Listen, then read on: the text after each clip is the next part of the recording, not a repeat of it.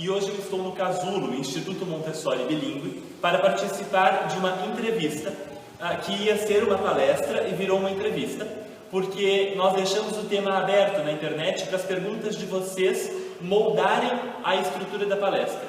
E deu que vocês fizeram perguntas muito diferentes e eu não consegui fazer tudo aquilo caber numa palestra sobre um tema só. Então nós decidimos fazer uma entrevista para que todas as perguntas, ou várias das perguntas, pudessem ser respondidas. Quem vai me entrevistar é a Maria Belém, que é diretora administrativa do Casulo Instituto Montessori Bilíngue. Ela vai fazer as perguntas que vocês fizeram na internet, ou algumas das perguntas que vocês fizeram, aquelas que nós selecionamos para essa entrevista. Boa tarde. Gabriel, como fazer adaptações de Montessori na escola tradicional de Fundamental 1 e 2? Ok. Várias formas. Acho que a primeira coisa que é bastante diferente da escola comum para a escola montessoriana é a visão sobre criança. Na escola montessoriana a gente olha para cada criança individualmente, né? Coisa que na escola tradicional você não faz porque você precisa olhar para um conteúdo em vez de olhar para as crianças que você tem na sala, né? Então acho que a primeira diferença é essa, e isso pode ser feito em certa medida na escola tradicional, a depender da estrutura que você tem nessa escola, do apoio que você tem para fazer isso. Mas você pode olhar, por exemplo, para aquela criança que precisa de um pouco mais de apoio na sala para aprender o conteúdo e ver qual é o apoio que ela precisa. Ela pode precisar de mais apoio em matemática, mas o apoio que ela precisa não é uma aula extra de matemática. O apoio que ela precisa é uma aula extra de leitura e compreensão de texto. E o que ela não consegue entender são os enunciados das questões, por exemplo, né?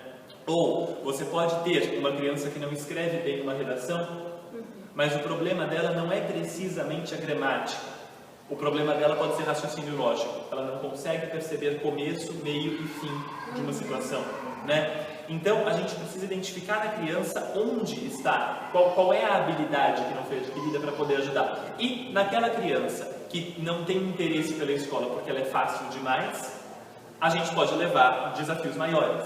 Então, isso, por exemplo, é uma coisa que se pode fazer. A gente pode levar materiais? Pode. A gente pode levar materiais para a escola tradicional. Qual que é o problema de levar material para a escola tradicional? É que, se você leva um material para uma sala que ainda tem as mesmas 20 ou 30 ou 40 crianças, elas não podem manipular esse material. É o professor que vai manipular. Isso pode ajudar a criança a entender alguma coisa? Pode. Ela pode entender melhor porque o material está ali, né? Mas o material foi feito para autoeducação, ele foi feito para exploração. E se você leva o material para demonstração, ele perde a força. Tá? Então, acho que o que pode mudar é a visão sobre criança. Tá? E aí, para educadores de escola tradicional dessa idade, eu realmente indicaria aqueles 2 livros em português que eu mencionei, da infância e adolescência e para educar o potencial humano. Eu acho que eles são livros que explicam muito bem a mente da criança dessa faixa etária. Se você não puder ler em inglês ou em italiano, enfim, esses 2 livros eu acho que eles começam a explicar muito bem a mente da criança dessa faixa etária e permitem transformações. Certo.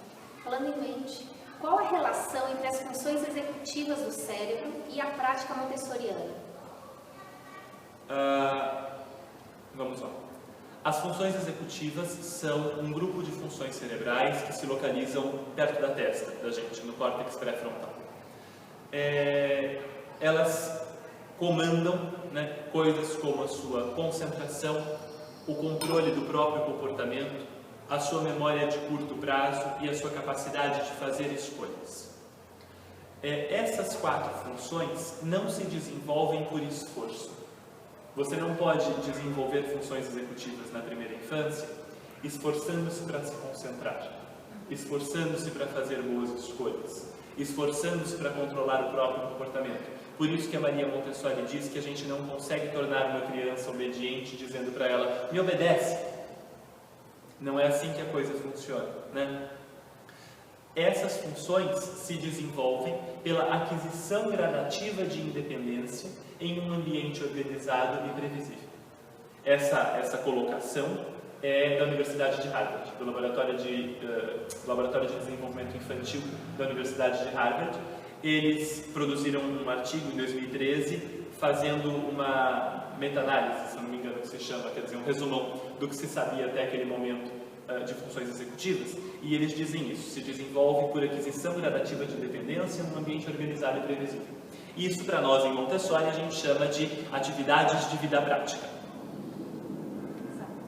As atividades de vida prática são coisas que a criança vai fazendo no dia a dia dela, né, para se tornar gradativamente independente, para aprender a amarrar e poder amarrar o próprio sapato, para aprender a abotoar e poder abotoar a própria camisa ou uma calça, aprender a usar uma fivela, aprender a tirar e pôr um pedaço de roupa, aprender a despejar água de uma jarra num copo, aprender a fazer o arranjo de flores. Esse arranjo de flores que vocês estão vendo aqui foi parcialmente feito por crianças, né? Eu terminei o arranjo porque elas deixaram pela metade, mas do outro lado da sala onde nós estamos, que vocês não estão vendo, existem arranjos feitos pelas crianças. Elas aprendem a limpar, elas aprendem a varrer, elas aprendem a organizar, elas vão adquirindo gradativamente independências, e isso, por algum motivo que eu não sei qual é e eu não sei se já se sabe, dá as bases para que se desenvolvam as funções executivas, que por sua vez auxiliam muito no processo de alfabetização e de aprendizado de matemática. Tá? Então, crianças que têm boas funções executivas desenvolvidas têm uma facilidade muito maior para o aprendizado de conteúdo escolar, digamos assim. Né? Em Montessori, essas coisas se temperam o tempo todo: a vida prática, a independência e a linguagem, a matemática. Né? Então, a criança o tempo todo está no processo de desenvolvimento dessas funções, que é maravilhoso. Continuando, você pode falar um pouco sobre a importância e a natureza da concentração em Montessori? Claro. Concentração é o nosso objetivo. Quando a gente está numa sala montessoriana, o que a gente deseja é concentração. A gente precisa tomar um cuidado lascado para que o nosso desejo de concentração não impeça a concentração das crianças. A gente quer tanto que elas se concentrem, que a gente passa essa ansiedade para elas e elas não se concentram. Né? A gente tem que tomar muito cuidado para que isso não aconteça. Mas o nosso objetivo é a concentração. Por quê? Porque a gente percebe que uma vez que a criança se concentre, características que são naturais da criança pequena, naturais do gênero humano, começam a brotar na criança. Né? Ela se torna mais generosa, ela se torna mais gentil, mais educada, ela se torna mais disciplinada, ela se torna mais ativa e independente a partir do momento em que ela começa a desenvolver a concentração. Né? Então, a concentração para nós em Montessori, quando é que a gente percebe? Quando uma criança pega uma atividade da sala, um trabalho, né, e ela fica ou em silêncio ou murmurando, fazendo aquele trabalho com repetição, com insistência, superando as próprias frustrações. Né? Essa é a natureza e essa é a importância da concentração em Montessori. Certo. Como se faz para interferir em comportamentos inapropriados ou perigosos para a criança? Tá. A gente tem que começar aí por uma delimitação do que são comportamentos inapropriados e perigosos. Tá? A gente começa se perguntando o seguinte: essa criança está fazendo mal para si mesma? Essa criança está fazendo mal para alguma outra criança ou para um adulto? Essa criança está de alguma forma causando um dano para o ambiente onde ela está, ou para o material ou brinquedo que ela está utilizando? Essas perguntas precisam ser feitas antes da gente decidir interferir ou não na vida dela. Né? Se você responder sim para uma dessas perguntas, aí é hora de interferir. A gente precisa ser absolutamente firme, absolutamente certo, né? Sem ser cruel, sem ser irado, sem ficar bravo. Né? Então a gente vai até a criança e a gente diz para ela: isso você não pode fazer. Mas a gente diz isso baixinho. Eu estou falando alto para que isso possa ser gravado para vocês. Mas a gente diz isso mais ou menos nessa altura: isso você não pode fazer. E aí a criança nota que tem alguma coisa realmente errada com aquilo. Porque se eu chego para a criança e digo: meu querido, se você fizer isso, olha o que acontece. Ele não entende que existe um problema que é grave. Eu preciso causar uma interrupção nítida na ação da criança, dura na ação da criança. Né? A Montessori diz que nós devemos sempre respeitar a criança que comete erros que podem ser corrigidos. Erros de trabalho. Sim. Mas aquela criança que faz mal a si, ao outro, ao ambiente ou ao material, né, a gente precisa interromper assertivamente. assertivamente. Certo. E aí, sem violência, é claro, a gente não trabalha com castigo, a gente não trabalha com nenhum tipo de punição, como o quarto em silêncio, a gente não trabalha com nenhum tipo de isolamento, a gente não bate nem um pouquinho, nem na mãozinha da criança, né? Isso são maus tratos, a gente não faz esse tipo de coisa, né? É uma disciplina baseada realmente na racionalização das coisas, em regras verdadeiras, em problemas reais, né? E na conversa clara entre adulto e criança. Isso você diz para qualquer idade, porque os adultos perguntam, ele não entende. Isso, para as crianças até 3 anos, dificilmente elas entenderão. As de 2 anos e pouco podem começar a entender, mas as mais novas do que isso dificilmente entenderão. E tudo bem, ela entende o tom da sua voz, ela entende que existe um problema ali, ela talvez não entenda a situação e ela repita. A criança menor de 3 anos vai aprender pelo comportamento repetido, muito mais do que pela regra colocada. Para as crianças aí entre 3 e 6 é exatamente isso que eu falei. Para as crianças mais velhas de 6 anos, a discussão, o debate e a explicação são muito mais funcionais do que para as crianças mais novas. Falar um pouquinho mais longamente, conversar um pouquinho mais longamente com ela, né? E para o adolescente, aí a coisa muda completamente de figura, a gente precisa discutir a regra com ele, né? A gente tem que voltar um passo e discutir a regra com o adolescente. Gabriel, tem uma mãe que pergunta como é que ela trabalha a resistência do filho. Quando ela fala, vamos tomar banho, e a criança fala não. Bom, vamos tomar banho talvez a resistência mais comum das crianças, porque a gente pergunta para elas. E se a gente pergunta, elas podem responder o que quiserem. Mas a gente não quer que elas respondam o que quiserem. A gente quer que elas deem a resposta certa, né? Se não tem resposta, se não tem opção, nós não devemos dar a opção. Exato. Né? Então, das duas, ou a gente diz, vamos tomar banho. E isso funciona 70% das vezes se você falar bem baixinho, sentado no chão, olhando na altura dos olhos do seu filho. Né? Aí isso funciona. 70% das vezes, pelo menos. Se isso não funcionar com o seu filho, se ele tiver entre 1 ano e meio e 3 anos, provavelmente talvez isso não funcione, porque ele está começando a descobrir que ele pode fazer escolhas na vida. E aí ele escolhe o não, porque escolhendo o não, ele abre portas para fazer outras escolhas. Né? Então a gente chama de terrible twos, mas não são terrible twos, é uma criança descobrindo que a liberdade é possível, fazer escolhas é possível, né? Então ou a gente diz para ela que nós vamos tomar banho, ou a gente dá opções do tipo, você quer tomar banho com um sabonete ou com uma bucha? Você quer tomar banho sozinha ou você quer que eu te dê banho? Você quer que o papai ensaboe a sua cabeça ou você ensaboa a sua cabeça hoje?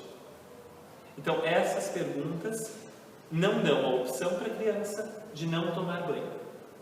Mas ela tem a possibilidade de fazer escolhas dentro do banho, dentro da coisa de vamos tomar banho. Né? A gente vai tomar banho, vamos lá escolher a sua roupa, para você escolher a sua roupa. E aí, claro, se você propõe que a criança escolha a roupa dela, a criança escolhe a roupa dela. Né? Isso é muito importante. Mas essas coisas, essas escolhas dentro do banho, ajudam a criança a tomar o banho. Exato, eu descobri isso dando a opção. Você quer tomar banho no seu banheiro ou no meu banheiro? Exato. Vai tomar banho. Vai tomar banho. Não tem a escolha de não tomar banho. Né? E isso pode, claro, ser estendido para várias outras coisas. Sempre dá uma escolha. Dar uma escolha é sempre muito bom. É sempre muito bom. E não ficar muito irritado com a criança, sabe? Quando você diz, vamos sair, e ele diz não, é porque você decidiu o horário de sair sem uma conversa, não teve uma participação. E talvez ele estivesse ocupado fazendo alguma coisa quando você disse para sair. Né? Então a saída fica difícil porque ele está ocupado. Né? Se um cônjuge diz para você, vamos sair, vamos lá. Você fala, poxa, mas eu te disse agora há pouco, eu estava vendo um filme, eu estou vendo o filme ainda, está no meio. Né? Você não sai. Não. Né? Se você está no meio de um trabalho importante, ou para o seu trabalho, ou para uma faculdade, ou para uma pós-graduação, você está no meio de alguma coisa intelectualmente relevante, né? E o cônjuge quer sair, você fala, escuta, a gente pode daqui 15 minutos, eu preciso terminar isso aqui, a gente sai. Só Só que você já tem essa habilidade de negociação que uma criança de 3, 4, 5, 6 anos, e as mais novas evidentemente, não tem.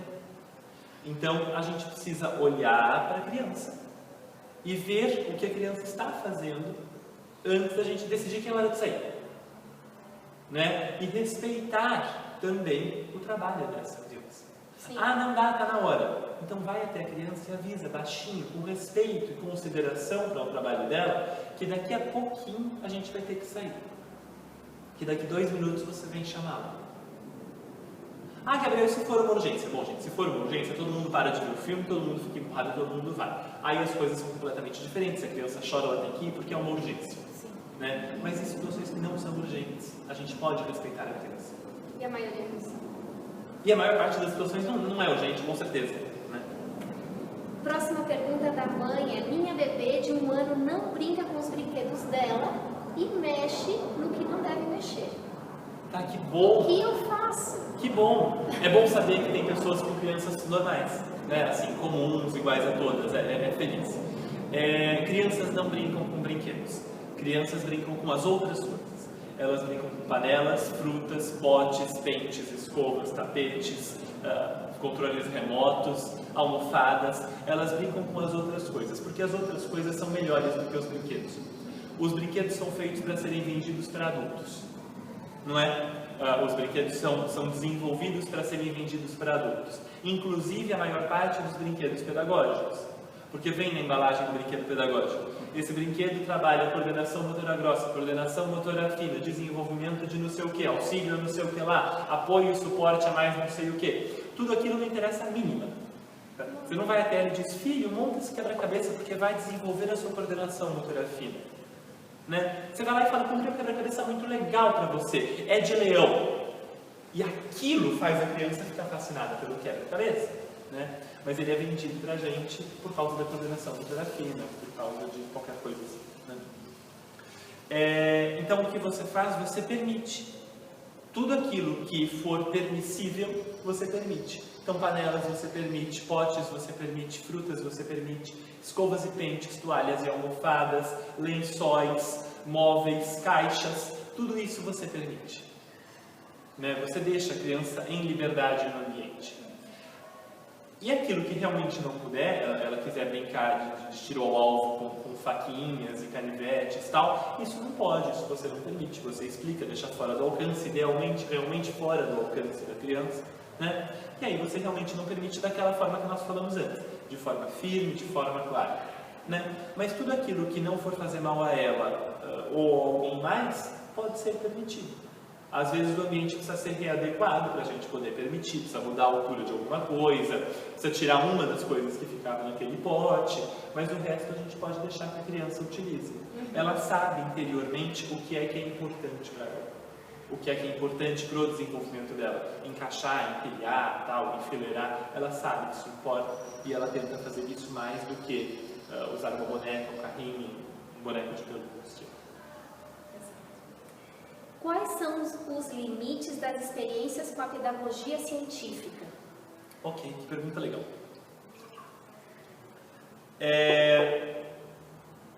Vamos lá. Hoje, na época da Montessori, né, a Maria Montessori desenvolveu o método Montessori para crianças de 3 a 6 anos e depois para crianças de 6 a 12 anos. Aí, no finzinho da vida dela, começaram a desenvolver Montessori para crianças de 0 a 3 anos e para crianças de 12 anos em diante. O método de 0 a 3 ainda foi desenvolvido com bastante colaboração dela, tá? E depois melhorado depois da morte dela. Para as crianças de 12 anos em diante, houve pouquíssima colaboração da Montessori. Ela morreu no começo desse trabalho. E aí foi muito desenvolvido realmente por pessoas que tentaram continuar o desenvolvimento da pedagogia científica, né? Mas não tinham mais o apoio da Maria Montessori.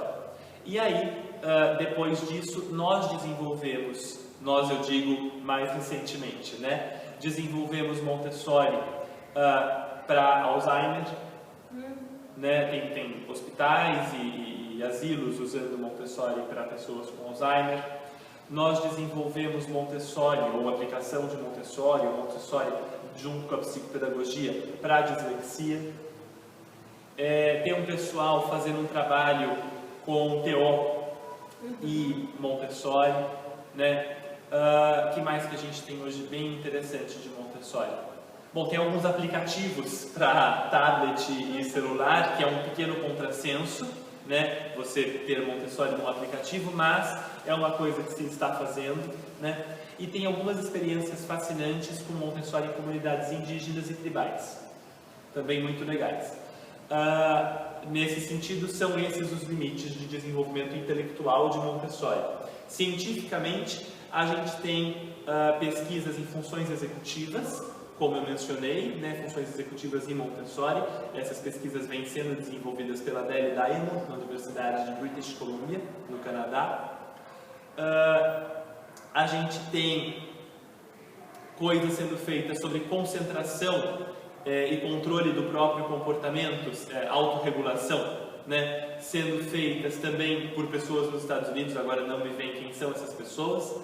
Tem um livro que foi publicado em 2007, ou 2005, acho que 2007, pela Lillard, da Universidade de Virgínia, chamado Montessori, The Science Behind the Genius, em que ela pega experimentos científicos desligados de Montessori, que de alguma forma comprovam o que Montessori falou. Então, cientificamente, parece que essas, por enquanto, são as nossas fronteiras, né? E, socialmente, Montessori começou com crianças muito pobres, né? E se tornou, com o tempo, algo voltado para classes mais privilegiadas da sociedade. Encareceu. A aplicação do método foi encarecida e acabou indo para essas crianças. Então, socialmente, a gente tem os Educadores Sem Fronteiras, um braço da Associação Montessori Internacional, levando Montessori para Quênia, Índia e outros lugares, Paquistão, né, e outros lugares com muitas crianças em situação de risco, e Montessori sendo aplicado com muito sucesso nesses lugares.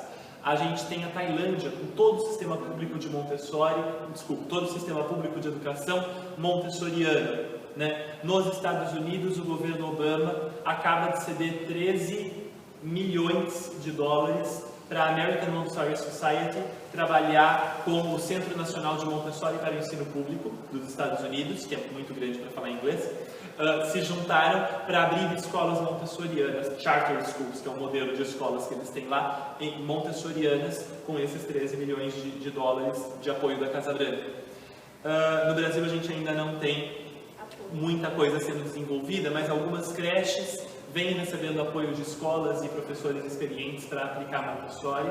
Tá? Você diz no âmbito particular. Particular e público. Tem algumas creches e escolas, bem pequenas, coisas discretas, adaptações lentas de salas para se tornarem pouco a pouco montessorianas, mas há esperança aí, né? E cada vez mais a gente tem blogs sendo lançados, grupos de internet crescendo, nacionais e internacionais, sites que se propõem a trabalhar na preparação do professor montessoriano online, né? E isso abre fronteiras imensas para que a gente possa espalhar Montessori. Então, a minha esperança pessoal está aí, em espalhar Montessori para que mais gente conheça. O Casulo nasceu assim, né? Trazendo Montessori para mais gente conhecer. O desejo de que as crianças estivessem em uma escola motivou a abertura da escola. Em São Paulo tem escolas assim, em Piracicaba eu espero que haja. Tem alguns lugares que vêm nascendo escolas dessa forma, pelo interesse das famílias. Certo. Então, essas são as nossas fronteiras. A próxima pergunta eu vou precisar ler, porque ela é um pouco extensa. Como oferecer recursos para que a criança venha futuramente a escolher uma religião? Ou obter uma visão pessoal da vida, morte e questões do gênero, sem que seja por influências diretas da família ou outros meios? Comentário. Sei que é impossível não ser influenciado pela própria cultura e pelo meio que está inserido. Mas, como criar um indivíduo de modo que ele tenha autonomia e uma mente livre para criar seus próprios conflitos, suas próprias dúvidas e buscar suas próprias respostas? Tá. Belém, você me permite ter o papel? Porque eu vou precisar responder lendo também. Eu vou olhando aqui e eu vou respondendo aos poucos. Tá? Tem duas perguntas diferentes aqui, então eu vou responder as duas. Tá? A primeira é sobre religião e uma visão pessoal de vida, morte e outras questões como essa. com uma influência menor de adultos ou do meio. Isso não é possível, ponto, né? Porque a religião, as visões sobre a morte e sobre as outras questões do gênero são absolutamente culturais, né? Essas coisas são culturais. Então, você não tem como escolher uma religião sem influência cultural. O contato com uma religião já é influência cultural, né? Então, no Brasil é muito provável que você tenha contato com o cristianismo, é muito provável que você tenha contato com Umbanda, é muito provável que você tenha contato com o espiritismo. É um pouco provável que você tenha contato com o budismo, dependendo do local onde você mora, com quem você conversa, com quem você trabalha. E é menos provável que você tenha contato com o xamanismo, mas ainda pode ser. Com o shintoísmo, talvez você não tenha ouvido falar dessa palavra na vida. O taoísmo, mais ou menos. O janaísmo, o que é? Então, a gente toma contato com visões sobre a vida, sobre uma divindade, sobre a dinâmica do mundo, a depender da cultura onde a gente está inserido. Se você falar do Egito é diferente, do Butão é diferente, da Índia é diferente, da Inglaterra talvez não tão diferente, mas também é diferente. Você não tem a Umbanda e o Candomblé, por exemplo, tão expressivamente quanto aqui, ou o Espiritismo. Então, isso não dá. A visão dessas coisas é condicionada pelo meio cultural em que a gente está, né? Agora, paralelo a isso, você pode ter uma criança com uma grande capacidade de raciocínio, com um alto grau de autonomia, essas coisas são possíveis, né? E como é que isso é possível? Isso é possível, primeiro, na primeira infância, 0 a 6 anos, permitindo escolha, dando liberdade de ação, para que a criança possa desenvolver aquela função executiva que falava sobre fazer escolhas, baseando-se em múltiplos fatores, né? Então, isso na primeira infância. Na segunda, entre 6 e 12 anos, permitindo que a criança leia sobre tudo, não restringindo, né, a leitura e o conhecimento da criança aquilo que você acredita ser a crença que ela deve ter, né? Ainda é necessário um certo controle moral nessa faixa etária, ela ainda precisa da ajuda do adulto para o certo e o errado, mas ela já começa a discutir. E na adolescência, abrir mão do moralismo. Discutir e conversar sobre absolutamente qualquer coisa com a criança. Você pode expor o teu ponto de vista até o final, não tem problema, aquela coisa de que não pode falar de política em sala de aula, não pode falar de religião em sala de aula. Se você tirar política e religião da vida de um adolescente, nada mais tem graça. Então você precisa falar dessas coisas em sala de aula, porque é isso que vai exercitar a vida intelectual desse adolescente, né? Mas você não pode dar isso como se fosse a única opção. Você dá a tua visão e fala, olha, minha visão é essa, para você saber de outra visão, o melhor lugar que eu conheço é tal. Você vai lá, vai ler, vai estudar, vai conversar, a gente volta, continua. E assim, por meio de um adulto muito culturalmente enriquecido, né, e que possa ajudar a criança a encontrar onde encontrar informação, ela continua e ela pode desenvolver uma mente aí, digamos, livre, né? A gente sempre tem uma sociedade ali, mas livre para crer em coisas, para trabalhar as próprias crenças. O Foucault diz o cuidado de si, né? Na história da sexualidade ele fala do cuidado de si, de fazer a vida como uma obra de arte, né? Fazer a vida como uma obra de arte só é possível se você tem, primeiro, uma sensibilidade desenvolvida, né, para fazer as escolhas, né? E segundo, acesso a algum tipo de cultura. Não precisa ser livro. Para a gente precisa ser livro, na nossa cultura precisa ser livro. Numa cultura indígena ágrafa não precisa ser livro. Podem ser as histórias, né? Mas você precisa ter contato com algum tipo de cultura para construir esse tipo de cultura. Certo. O texto é seu. Vamos para a próxima. Gabriel, você pode explicar a relação entre bilinguismo e Montessori? Belém, acho que não. Vamos lá. Vou pensar um pouco, mas vamos lá. Se eu expuser qualquer coisa aí, é ponto de vista pessoal. A Montessori não fala de bilinguismo em nenhum momento, tá? Então isso seria absolutamente ponto de vista pessoal, que eu acho que não é relevante para quem está ouvindo. Quem está ouvindo quer saber realmente de alguma coisa um pouco mais firme, relacionada a Montessori. Então, se você puder, eu vou te repassar a pergunta, porque o Casulo é uma escola bilíngue. Então, eu acho que você, se não puder articular teoricamente a coisa, pode pelo menos contar muito bem como é que o Casulo faz isso e o que vocês estão descobrindo com essa prática. Eu acho que, para quem não sabe, a Belém também é fonoaudióloga. Então, o conhecimento de linguística está ali. No Casulo, nós somos bilíngues, não temos a base de Montessori para o bilinguismo, mas acreditamos que isso pode ser feito como é feito numa família. Numa família, você pode ter os dois pais falando outra língua e morando num país que não fala essa mesma língua. Ou um pai fala uma língua e o outro pai fala outra língua. No casulo, a gente optou por essa opção. A gente tem uma professora de português na sala de aula e uma professora de inglês na sala de aula. E a criança tem essas duas referências. Naturalmente, ela vai se dirigir à professora que fala português em português e a professora que fala inglês em inglês. E é isso que acontece dentro de casa. A gente observa isso nas casas de pais bilíngues. Você é uma situação assim, né, Belu? Na minha casa acontece isso. Eu falo espanhol com a minha filha e o meu marido fala em português. E ela se dirige a nós dois, cada um na sua língua. E ela é muito pequena, ela tem 2 anos e meio. Eu sou bilíngue também, mas o meu caso era diferente. Meus dois pais falavam em espanhol em casa e na rua eu falava em português. Ou eu virava e falava com uma língua e com a minha amiga em outra língua. Isso é natural para a criança e a gente observa isso dentro da escola. No casulo, especificamente, a gente tem uma aula de espanhol extracurricular, que é só de meia hora por dia, porém, na sala Montessori, eles têm as duas professoras, a de português e a de inglês, como se fosse uma imersão. E também a meia hora de inglês. Tá. Aí essas professoras em sala de aula trabalham com Montessori. Quer dizer, não é que elas dão aula de inglês e aula de português, elas trabalham com Montessori, uma em inglês e a outra em português. Claro, elas apresentam material em inglês, elas conversam sobre ir ao banheiro em inglês, sobre o lanche que é oferecido, enfim, tudo que acontece naturalmente no outro idioma. E a criança entende. Às vezes responde em português, às vezes responde em inglês, e isso vai acontecendo de maneira natural. E elas entendem.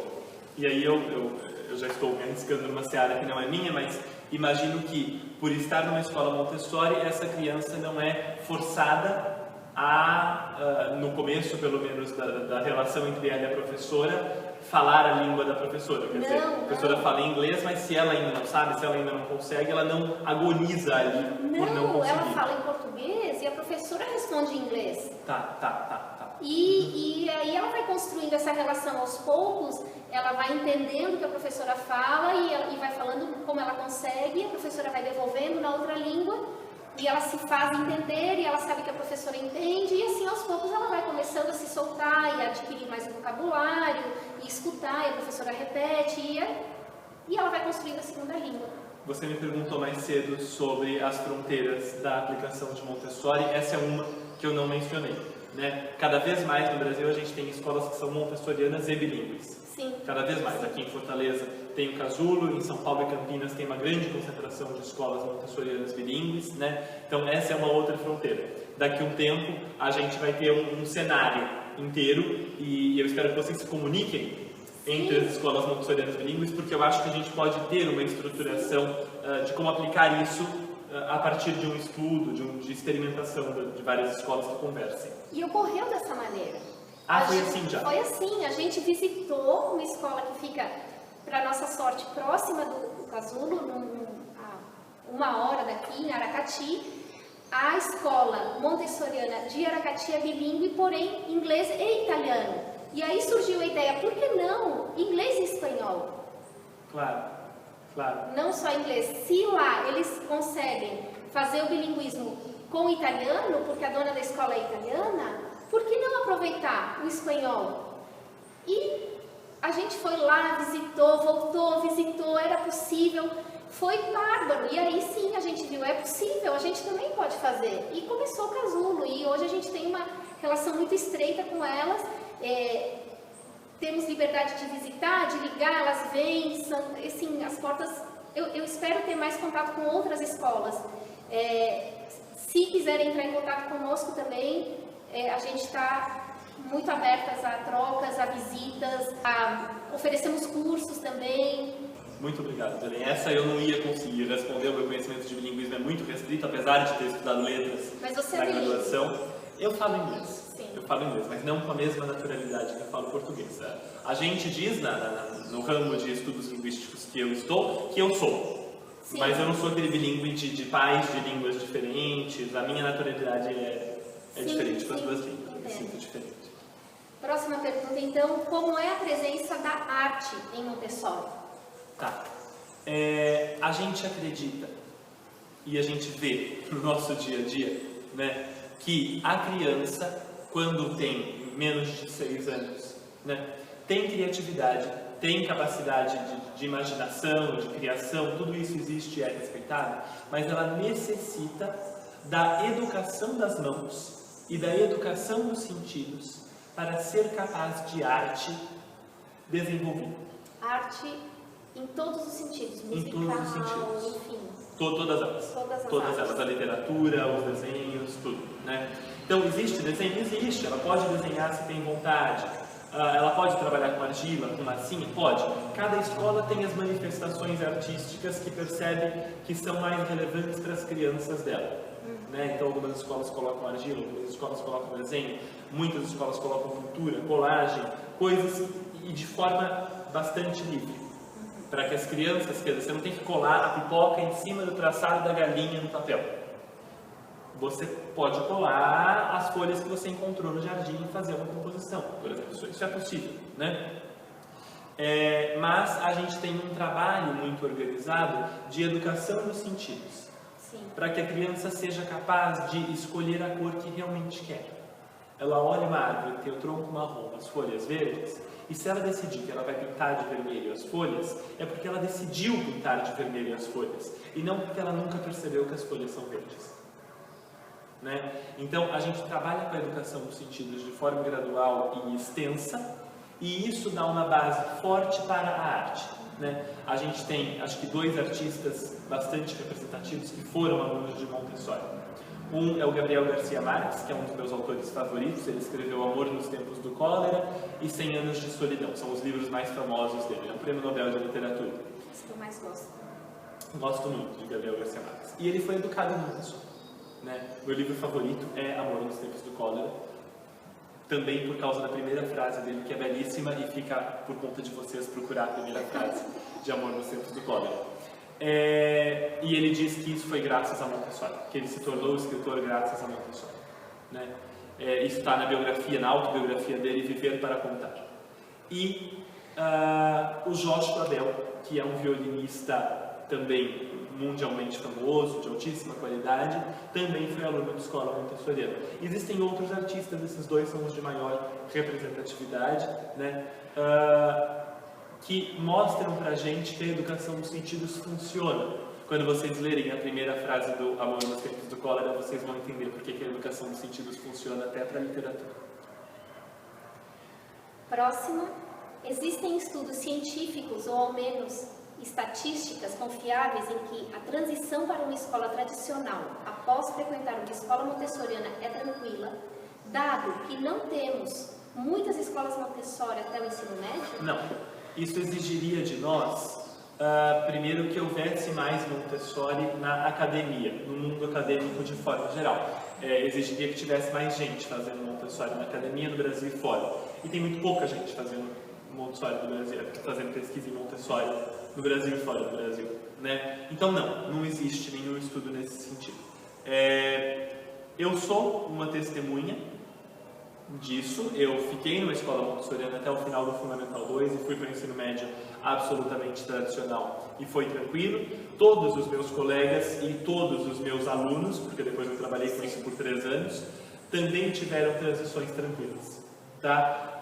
As crianças que têm dificuldades de aprendizado ou deficiências têm as dificuldades que encontram pertinentes aí. Né?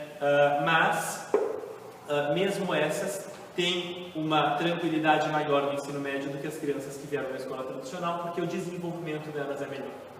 O desenvolvimento delas é mais pleno do que o da criança da escola tradicional.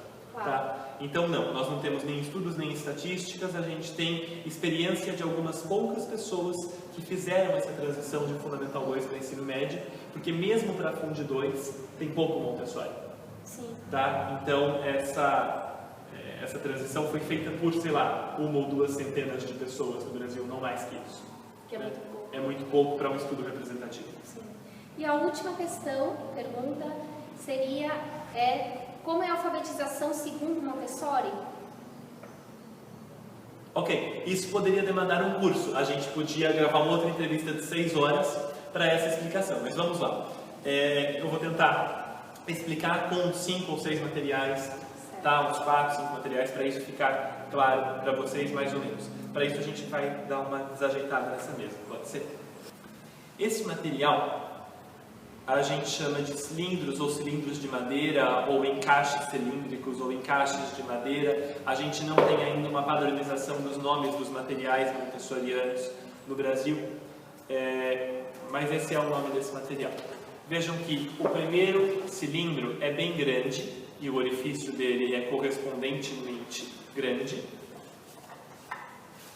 O último cilindro é bem fino, né? O primeiro é bem largo e o último é bem fino, e o orifício dele também. E aí eles vão decrescendo em tamanho, gradativamente, tá? O que é que a criança faz com esse material? Ela retira daqui cilindro por cilindro e coloca na mesa, e depois coloca os cilindros de volta. Por que que esse material é relevante para a alfabetização? Porque a criança começa a educar os dedos da mão para este movimento aqui, né? E isso começa a 2 anos e meio, 3. Então, é um material que vem bem antes da escrita e a criança já começa a treinar os dedos. Antes de treinar os dedos, a criança precisa treinar os braços e os músculos das costas para ter o controle perfeito de todos os músculos necessários para a escrita. Essa parte é feita com os exercícios de vida prática, que eu não vou abordar aqui, para controle maior das mãos e dos braços e das costas, tá? Aí ela começa a educar os dedos com os cilindros. Aí a gente trabalha com o que nós chamamos de preparação indireta para a escrita. Preparação indireta desde a educação das costas, dos braços, das mãos e dos dedos, até o aprendizado do uso do lápis, o aprendizado dos sons das letras, né? Então eu vou pedir, por favor, as formas geométricas de metal. Essas formas são lindas, não são? Eu acho o material belíssimo. Essas formas são colocadas na estante para a criança e ela escolhe a forma que quiser. Ela leva a forma para a mesa, coloca a moldura e a forma sobre um pedaço de papel e tira a forma, tira essa parte. Então ela coloca isso sobre o papel. Aí ela traça com um lápis o contorno interno da figura. Aí ela tira isso de cima do papel e coloca isso em cima do papel. Tem um pegadorzinho. Ela coloca isso exatamente em cima do contorno que ela desenhou e traça com um lápis em volta deste aqui. Aí, depois que ela já consegue fazer o contorno, ela preenche essa forma com linhas, com ondas, ela pode preencher pintando tudo, ela pode sobrepor formas diferentes e fazer uma mandala. O nosso objetivo é que a criança aprenda a utilizar o lápis com leveza. Porque aí quando ela começar a escrever futuramente, ela não passa da margem do papel, ela escreve sobre a linha, ela não fura o papel ou rasga o papel como lápis, ela consegue respeitar todo o material se ela consegue lidar com o lápis. A criança vem para esse material, mais ou menos de forma concomitante, não necessariamente em seguida, tá? Ela vem para as letras de lixa. As letras de lixa são o que o nome diz, são plaquinhas com as letras, e as letras são feitas em lixa. As vogais ficam em uma cor, as consoantes em outra cor. A cor de cada uma é menos importante do que a diferença entre elas. Aí a criança aprende o traçado. A Belém não está mais aqui conosco porque ela está pegando todos os materiais que eu preciso para mostrar para vocês.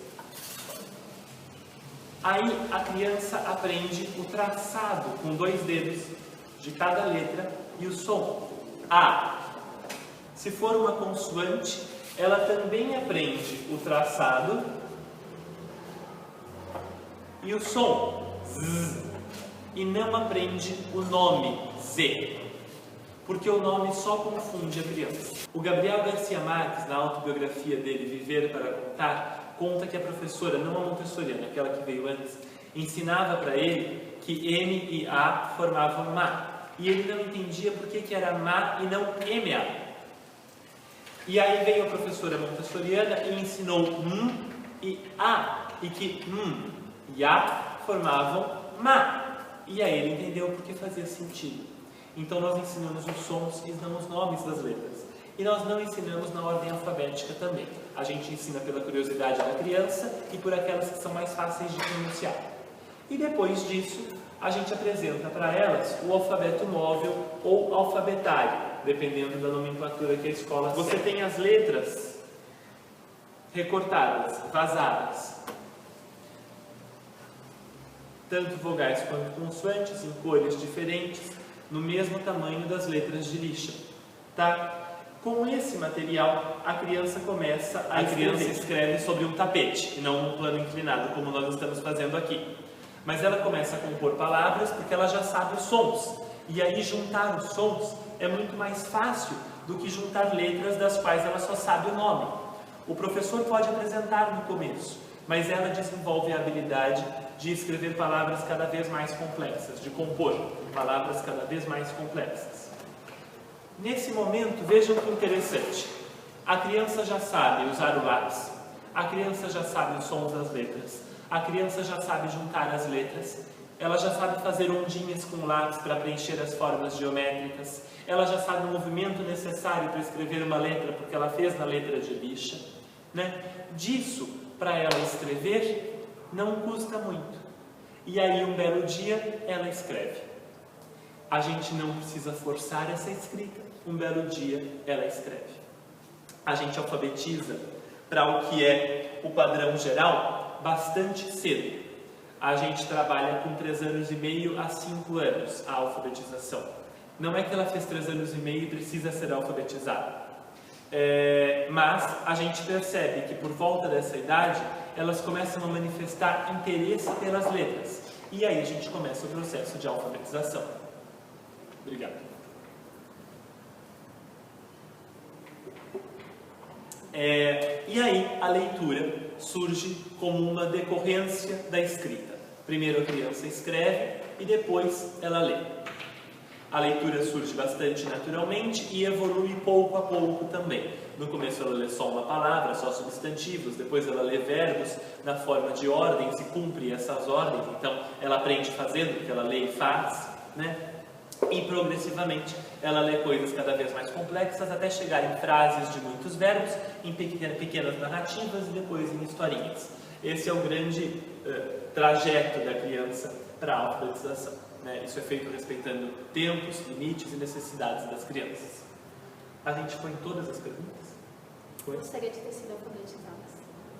Eu comemoro porque é uma grande gratidão. Uma das maiores gratidões que eu tenho para com os meus pais é ter ido para uma escola Montessori. Uma gratidão tremenda, né? Eu agradeço profundamente por vocês terem colocado as perguntas de vocês ali. Eu, quando coloquei, falei com a Belém e a Joana, que são as donas do casulo, as pessoas que criaram o casulo, e falei com elas sobre se isso era uma boa ideia, se colocar as perguntas era uma boa ideia, e todo mundo comemorou a ideia, porque deixar a cargo de vocês a gente achou que ia ser mais legal. Foi surpreendente, foi muito mais difícil do que fazer uma palestra sobre um tema que eu conhecesse e demoraria só 15 ou 20 minutinhos, mas eu acho que foi mais enriquecedor para todo mundo. E como esse trabalho é para comemorar o mês de aniversário de Maria Montessori, os desafios enriquecedores são mais do que bem-vindos. Eu agradeço profundamente por vocês terem colocado as perguntas de vocês. Eu espero que a qualidade da gravação fique boa o suficiente para a informação chegar a vocês com qualidade. E do fundo do meu coração eu agradeço a vocês, ao Casulo, por hospedarem sempre cursos de disseminação de Montessori para professores, de introdução ao Montessori e aprofundamento para famílias. Eu agradeço profundamente, porque ter escolas, ter instituições que abraçam não só a aplicação, mas a disseminação de Montessori é fundamental para que um dia a gente possa ter realmente Montessori para todas as crianças. A gente agradece ao Gabriel, porque tudo começou com ele. E o Casulo existe hoje muito graças a ele. Obrigada a você, Gabriel. Obrigado.